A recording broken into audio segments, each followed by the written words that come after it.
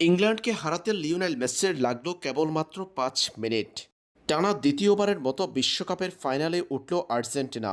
এবারের বিশ্বকাপের দ্বিতীয় সেমিফাইনালে ম্যাচের বেশিরভাগ সময় পিছিয়ে থেকেও ঘুরে দাঁড়ানোর অসাধারণ গল্প রচনা করেছেন লিওনেল মেসি।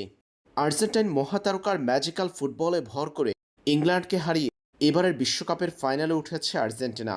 আটালান্টা স্টেডিয়ামে ৩ গোলের ম্যাচে ২-১ ব্যবধানে জয় পেয়েছে আলবিসেলেস্তারা। পুরো ম্যাচের প্রথমার্ধে বল দখলে কিছুটা দাপুট দেখালেও দ্বিতীয়ার্ধে পিছিয়ে পড়ে ইংল্যান্ড।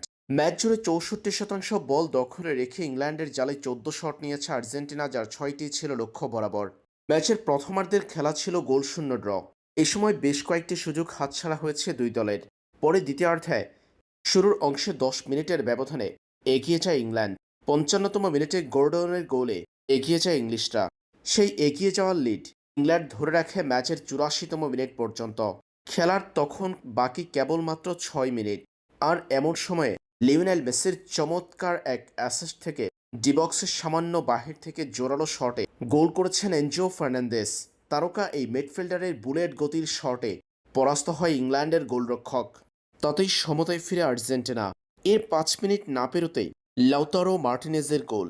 বদলি নেমে চমৎকার হেডে গোল করেছেন লাউতারো। লিওনেল মেসি ভাসিয়ে দেওয়া বল নিখুঁত হেডে গোল করেছেন লাউতারো মার্টিনেজ। সেই গোলই আর্জেন্টিনার জয়সূচক গোল। মেসির ৫ মিনিটের ব্যবধানে ২ অ্যাসিস্টে গোল করলেন এনজো ও লাউতারো।